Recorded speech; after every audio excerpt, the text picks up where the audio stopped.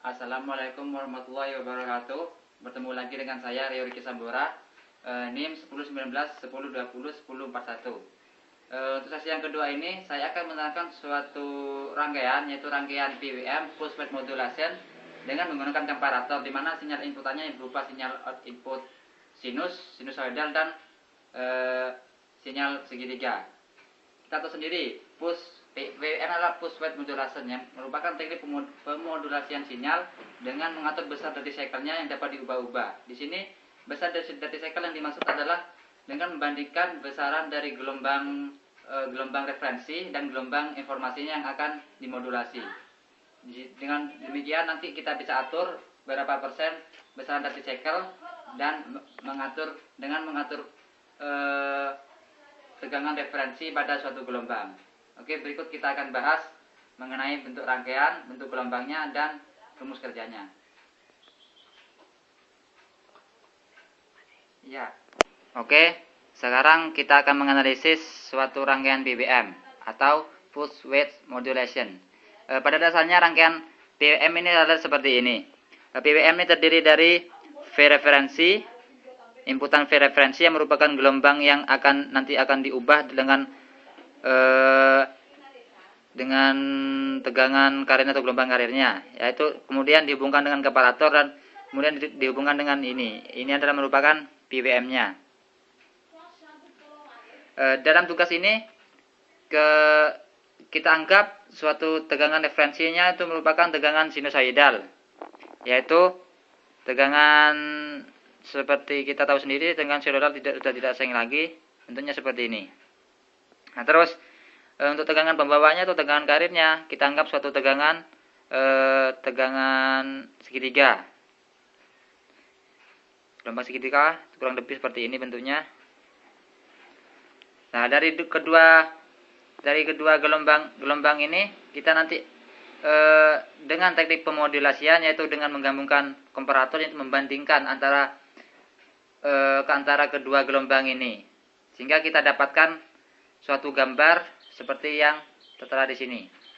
Ini merupakan gambar sinusoidal, ini merupakan tegangan referensi yang kita gunakan. Kita beri keterangan saja di sini. Dan gambar yang bergerigi ini merupakan sinyal segitiga yang merupakan tegangan atau gelombang karirnya.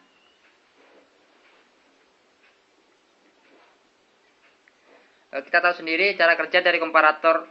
Cara kerja dari komparator ini adalah membandingkan gelombang tegangan, yaitu gelombang tegangan segitiga dengan tegangan referensi yang berupa tegangan sinusoidal, seperti yang terlihat pada gambar seperti ini. Kita lihat saat nilai tegangan referensi lebih besar dari tegangan karirnya atau dari gelombang segitiga ini merupakan gelombang karir, maka output komparator akan bernilai Hz atau 1. Namun saat tegangan referensi bernilai lebih kecil dari tegangan karirnya, maka output komparator akan bernilai low atau 0.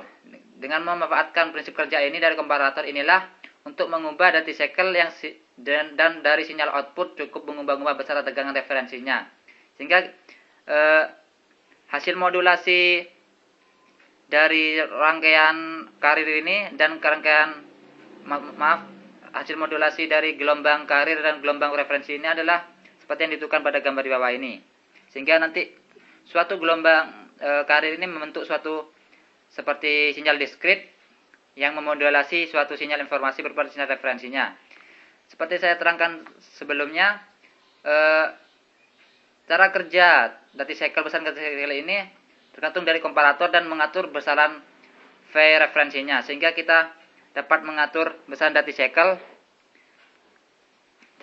cycle-nya dengan menggunakan rumus V referensi dibagi V karir. Kalikan 100%.